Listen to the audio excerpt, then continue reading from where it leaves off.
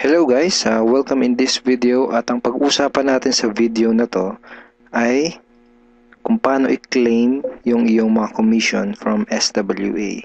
Okay, paano mo kukunin yung mga kinita mo or mga commissions mo from SWA. Isa kasi ito sa mga madalas na itinatanong ng mga tao. Okay, paano ko ba makukuha yung ano ko dyan, yung commission ko ba dyan? Or makukuha ko ba talaga yung perang kinita ko dyan sa opportunity na yan? Okay, so let's start. Okay, actually napakadali lang naman para i-claim yung iyong commissions. So, pag naging part ka na kasi ng SWA, magkakaroon ka ng website na parang ganito. And then dito sa left side ay may mga menu. So, for example, member ka na. Kailangan mo lang gawin is pumunta dito sa edit profile. Click mo yan. And then dito sa edit profile, makikita mo yung payout detail. Okay? Dito sa payout detail, diyan mo ilalagay kung saan mo gustong matanggap o ma-receive yung iyong mga commissions. So, marami tayong options para ma-claim mo yung iyong commissions. Okay? Ito yung ilan sa mga payout options natin. Through banks, pwedeng BPI, BDO Union Bank, HSBC, pwedeng Globe GCash, Smart Money. And kung wala ka pang bank account and kung ayaw mo din ng GCash, ayaw mo din sa Smart Money, pwede mo kunin yung commissions mo through LBC and Western Union. So, very flexible. Flexible yung payout natin. And then, sa mga kumuntanong, paano ko pag nasa ibang bansa ako? Paano kung OFW ako? Paano ko makukuha yung aking commissions? Pwedeng, ang gamitin mo is through PayPal. Okay? So, free lang naman ng mag-register sa PayPal. Gagawa ka lang ng account dyan. And bali ang mangyayari is SWA will send your commission doon sa PayPal account na gagawin mo. And then, pag yung commission mo is nasa PayPal na, pwede mo nang i-transfer yung pera mo from PayPal papunta doon sa bank account mo. Most of the banks ngayon ay meron na silang online banking and PayPal linking. Okay? For example, is Union Bank and BDO.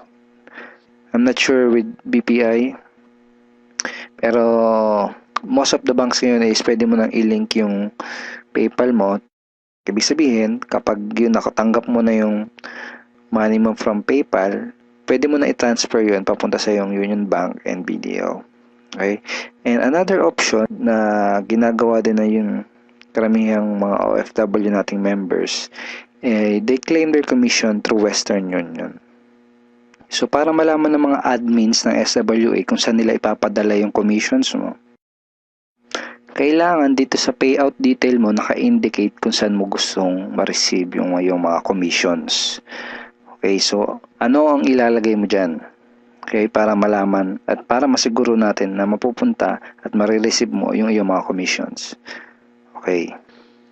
Let's say for example, ang napili mong option is bank transfer. Kailangan mo lang ilagay dito sa payout detail ay itong mga information na to. BDO, account name, account number. So, basically, halos yan lang talaga eh. Account name and account number. Ganun din sa Union Bank, sa BPI. Okay? So, paano yan? Lagay mo lang dito sa payout detail ay ganito. BDO. Then, yung account name, sabi natin, Juan de la Cruz. Tapos yung account number. So, I think 9 digit pag sa BDO. So, pag BPI naman, ganun din, lagay mo BPI,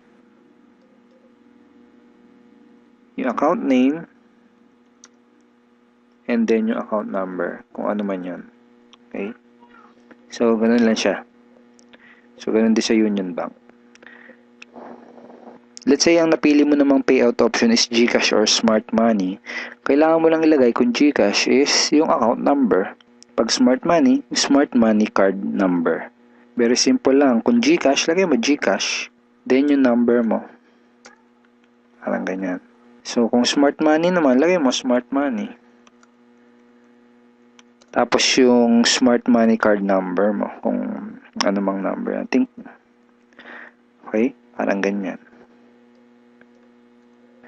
Okay, pag sa PayPal naman, ang ilalagay mo lang dun sa dito sa payout detail ay yung email address na ginamit mo pang-register dun sa PayPal account mo.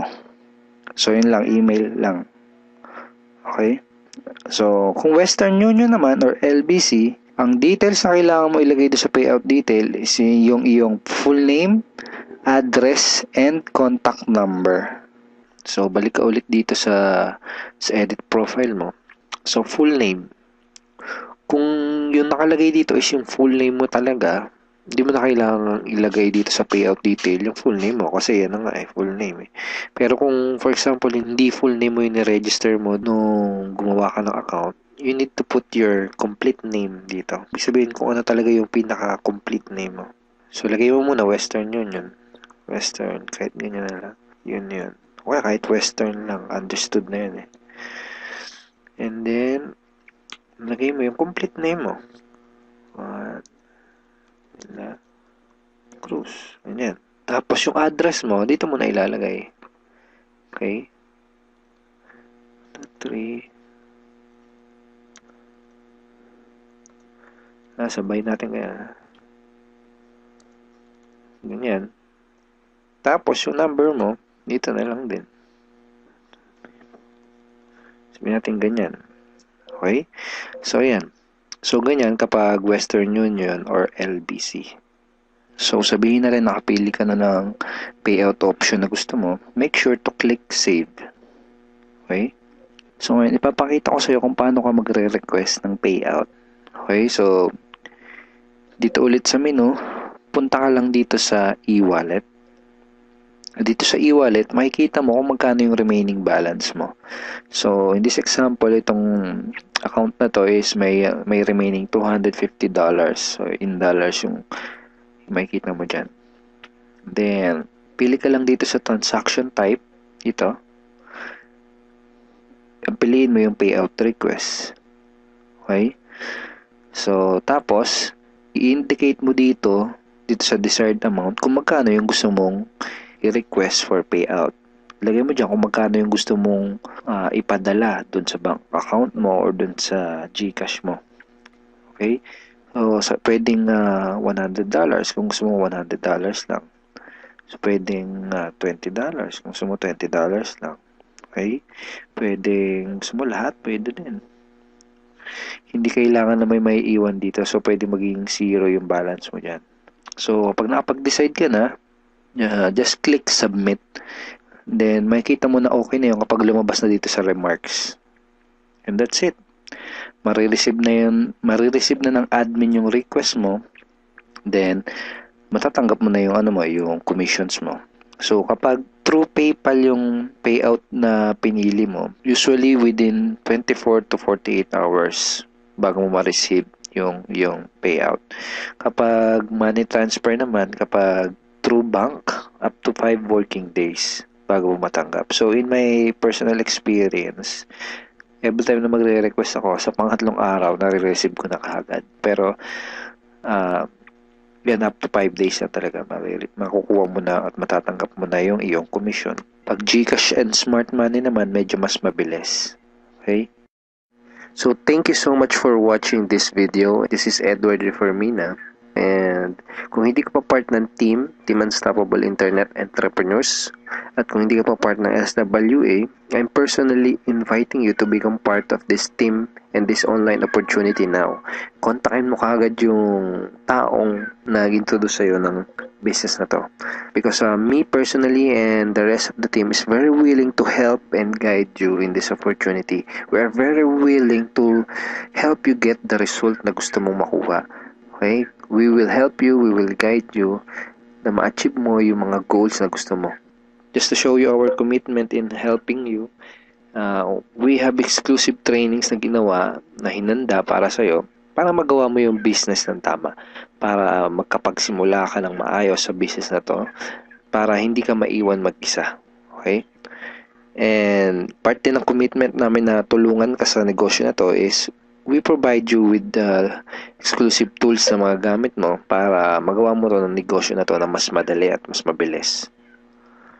Alright, so once again, kontakin mo kagad yung taong nag-introduce sa'yo ng ng opportunity na to, and make sure na he's part of Team Unstoppable Internet Entrepreneurs, because itong mga tools na pinakita ko sa iyo are exclusive to our team only. So again, thank you so much for watching this video, and God bless you, and bye-bye.